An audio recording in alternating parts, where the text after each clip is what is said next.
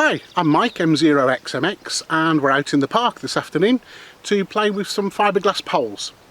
I've been asked a few times which is the best pole, and hopefully I'll be able to demonstrate a few different ones side by side, so you'll be able to make your own decisions. And then when we've done that, we're also going to have a play with an end-fed half-wave antenna for 20 metres. So let's get going.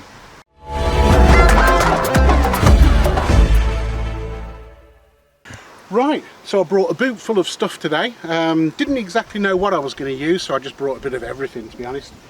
So this is my homemade drive-on base. I don't know whether I'm going to use this, but I brought it anyway. I've got my leisure battery in here. This is a slightly different one to the one I normally use, but yeah, basically in principle it does the same. I brought a radio. I brought a 991, Yaesu 991. I don't know whether I'm going to use it, but I brought it anyway. And then, most of the stuff, with the exception of the steps, most of the stuff is the things that I'm going to be using. I brought a whole selection. I normally, when I go out playing radio, I normally bring a whole selection of feeders, rope, all sorts of different things for securing antennas. So the poles that we're using, this one's from Decathlon. This is just a 6 metre long fiberglass pole. It's very light. It's brilliant if you're going off up a hill and you just want to put something in your rucksack. But as I say, it's only 6 metres and it is quite flexible. This is a proper Sotabeams one. This is a 10 metre pole. This is a traveller pole. I'll show you the weights. I'll put the weights up actually on the screen as I go through them, just so that you can compare. This is a DX Commander, but it's not a full DX Commander because I tend to use this for so many reasons. I actually put Yagis on top of this, and they don't tend to like it when you start talking about the end elements. But Callum, sorry about this, but your pole is brilliant. And this is the big one. This is a Spider Beam. This is really heavy duty. This is the one I really want to show you. This is 12 metres long, and it's not cheap. These come out to around about £100. So anyway, let's have a look at what they look like when you extend them. Now, if you're not familiar with fiberglass poles, literally they are tapered, so they are thinner at one end and thicker at the other end. So just by reeling this out, if I just do this, you'll see that the thin end is here, and it is very, very thin, so very, very flexible.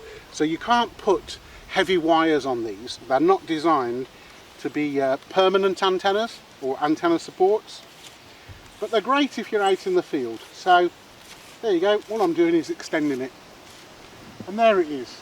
Okay, self-supporting, lovely. So that's the 6 metre one. This is the Sotabeams one, and all I'm doing here is taking off this little end cap, and again, let it come out until you get to the thinnest bit, and then just pull it out. It's a bit like a magic trick. So as I say, this is a 10 metre long pole, and I've used this quite a lot. It's a very nice pole. It's not too heavy. It's very substantial in terms of the strength and the weight that it can hold. So as you can see, a fair bit of distance there. I've actually used this quite a lot in some quite windy conditions, and I've had it bent over at roughly 90 degrees, and I've always had a lot of confidence. Now this one here, this is the new one, and if you was comparing the wall, the thickness of the wall on this to the thickness of the wall on any of these, you would see a massive difference. So this will flex a lot less. As I say, this is 12 metres. So this is ideal for supporting something like an inverted V or an inverted L, or like I'm going to be using a half-wave end-fed. It's not light. As I say, I'll put the weight up. It's going up and up and up. It's like a workout, this is. Oh, grief. Oh, right, and that's it. So let's lay it down. Whoa, grief. That's not a light pole. But there you go. So let's have a look at this. Let's walk along the poles and compare them. Whew, that wasn't easy. Okay. So this is the 6 metre lightweight one. Ideal just for running up a very lightweight wire. It really won't support anything of any substance, but it's great just for a solder activation with some light gauge wire. This is the solder beams one, the grey one, and as I say, I've got a lot of respect for this one. It's performed really, really well. And this is the new one, the 12 metre one. I've got a lot of high hopes for this one. So, as you can see there, we're going to have some fun. Right, let's get them up and let's see what we can do. And for those of you that haven't used a pole before, I just thought I'd show you how it works. So here we've got the solder beams pole, fully erected at 10 metres. You know, it's very, very stable. To bring it down, literally all we do is twist it, and that's it. And now it's going down. Twist, going down. Twist, going down. So it's quite clever, the design, you know. There's no mechanics involved. Obviously, if you was putting this up for a longer period of time, you'd probably want to secure it with Jubilee clips or something like that.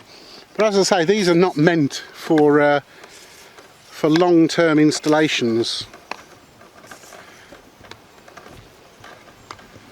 There you go. Beautiful. Job done.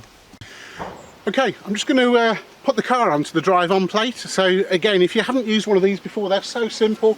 You can buy these or you can get them made, no problem. So literally,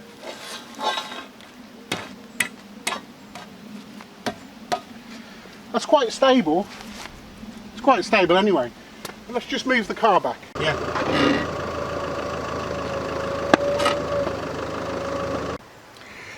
So here's the wire that I've already cut for 20 megahertz. God. So here's the wire that I've already cut for 20 meters. This is good. I'll just show you this. I like to use these. These are reusable cable ties. I got these from Aldi, I think, or Lidl or something like that.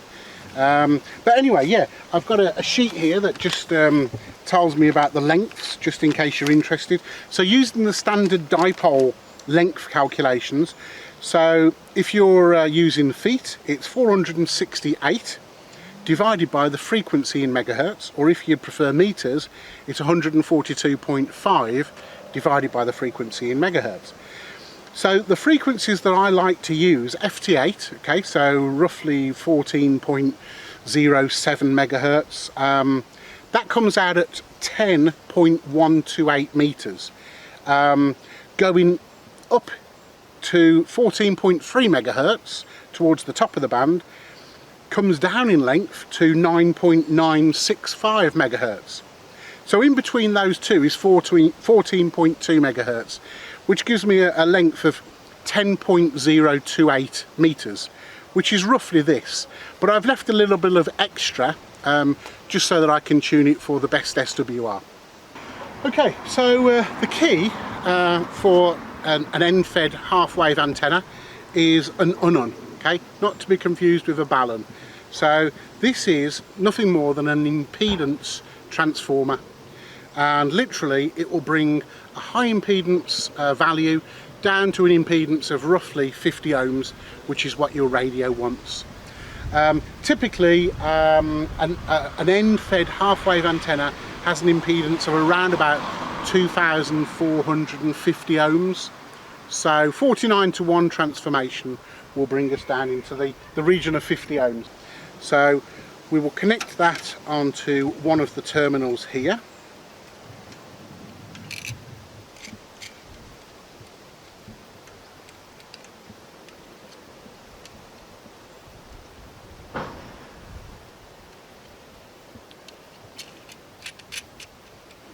I should really be using a wing nut for this, but I seem to have mislaid it somewhere, so not to worry.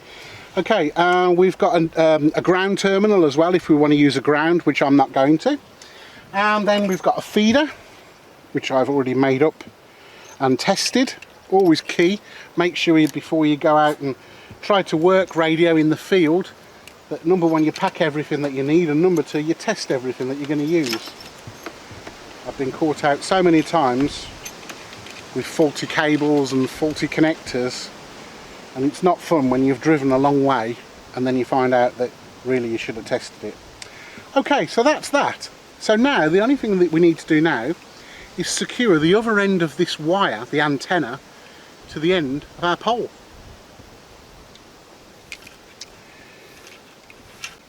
This will just poke down inside there. Yes, it will.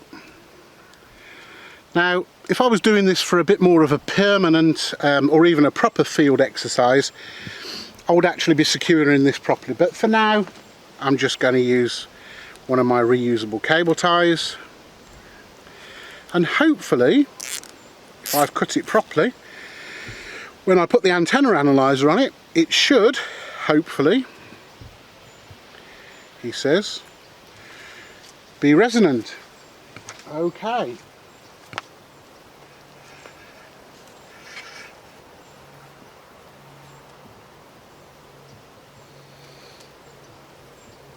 At this stage, I'd just like to say a big thank you as well to my cameraman. I don't normally have the luxury of a cameraman, but thankfully I've got a good friend whose name is Sri, and he's visiting from India. So thank you very much, Sri. Thank you. Yeah. The check's in the post.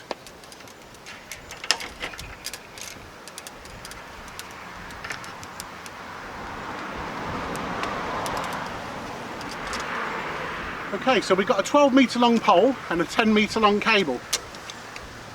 So that fits perfect. So now we need to get the pole onto the drive-on base. So we'll take off the cap on the bottom, not forgetting to keep it safe. I've lost too many like that. Let's get the pole in the air. As I say, this is not for the faint-hearted. This is a heavy old pole.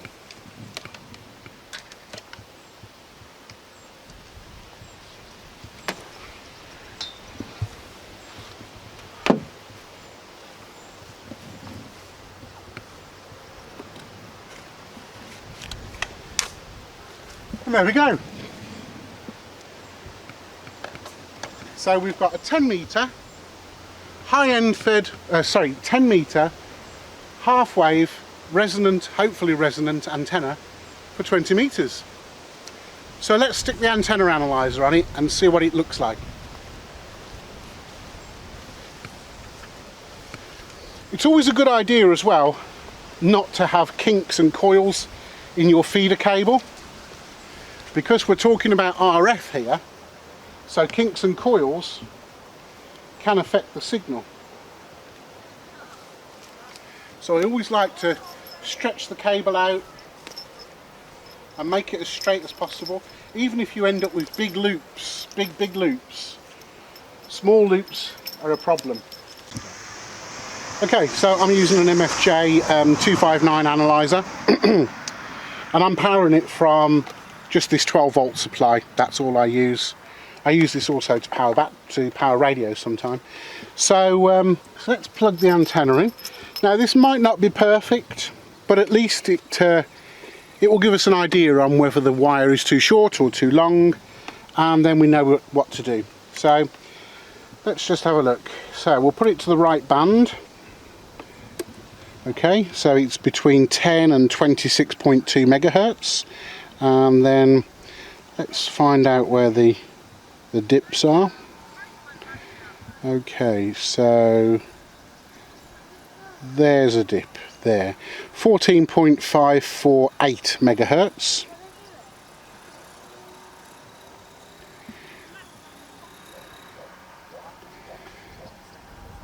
Okay, so the high part of 20 meters is too high. It's just over 2.0 to 1. So I think that probably means that we need to shorten the wire. But anyway, for this it's not a problem. You know, we have got 1.7 to 1 at 14.113. So that's fine. I'm happy with that. So now the test of whether it works. Let's plug it into a radio and see if we can hear anybody. So because this is my, let's say my field radio, this is the 991, I'm sure you've seen it a few times before. I've coated this in the kind of wrapping that you would see a car wrapped in. It doesn't look particularly pretty, but it protects it, so that if ever I come to sell it, I take the wrapping off and then it'll look absolutely mint again. So let's get that out of the way. Now, as you've probably seen, if you've seen any of my videos, I always use power poles. I love Anderson power poles. They are just so flexible. So all of my equipment, including my analyzer, including my little 12 volt battery, and including this, they've all got power poles. So I can power anything from any of my devices. So there you go, that's that plugged in. As you'll see, the 991 has fired up. We've still got no antenna plugged in, so let's find the feeder. There it is. And we'll put that into the back. And that, hopefully, should be that. So let's have a look at what we've got. So we'll turn the tuner off, first of all.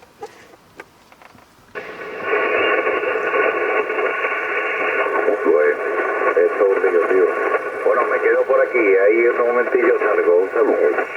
Sierra Papa Sierra, Oscar Delta 5, Tango X-ray, 5 and 9, yes, sir. Delta Lima 2, November Alpha India. Delta Lima 2, November Alpha India, this is Oscar Delta 5, Tango X-ray, you are 5 and 9, 59.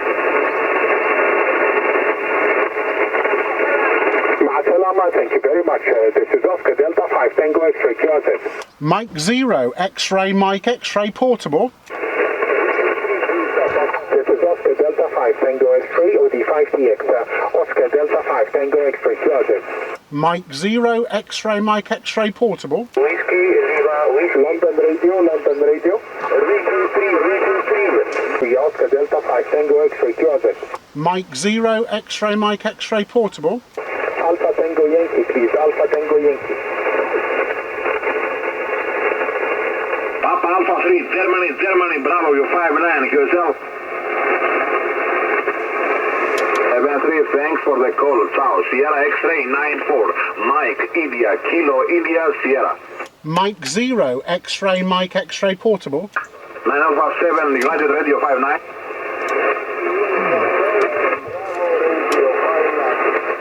Okay, Yankee United 7, Bravo Radio 59, thank you. Ontario, Kilo, Vanita, Sierra X-ray 94, Mike, India, Kilo. Slight problem, there's no audio. So I'm not actually transmitting any audio and I'm trying to figure out why.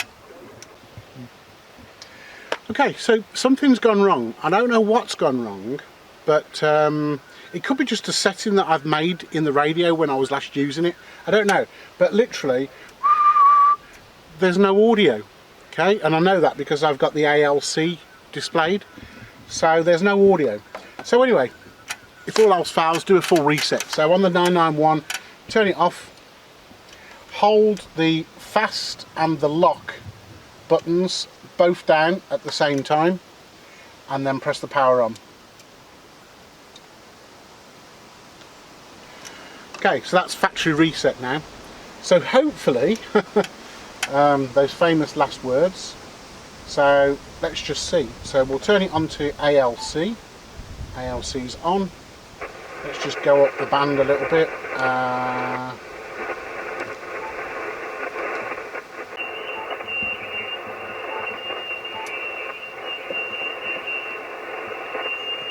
Is this frequency clear, please?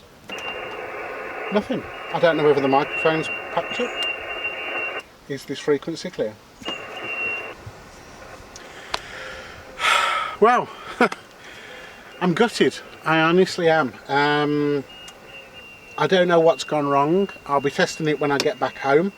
I've got a feeling it's something to do with the microphone, because when I put it over onto CW and key the mic, I can see that there is RF effectively going out, but when I talk through the microphone it doesn't register anything. So I don't know. I've got spare microphones at home. Hopefully the video has achieved its goal, which was really to show you the different fiberglass poles, and also to show you the half-wave high-end fed, half-wave end-fed antenna. I'll be doing some investigations, and hopefully before this video goes live I will have found out what the problem was, and I'll tell you. But anyway, for now, thanks very much for checking in, and obviously if you like my videos, not so much this one, but if you like my videos then you might want to subscribe, and yeah, I look forward to your comments. Take care for now. 7-3. Okay, right, so I'm sure it's something to do with the microphone. So I've just got a few bits here to try. I've got a separate microphone, albeit it's slightly different, but we won't worry about that. And I've got a Cat 5 patch lead, because it could be the cable. So let's first of all try the cable. So let's just plug standard Cat 5 patch lead into the same microphone. Key up. Okay, it's not working. So hopefully, well, hopefully, I don't know. Maybe it's the microphone. So let's try the Cat 5 patch lead with the different microphone. Perfect, okay. So that combination works, and I think this will work.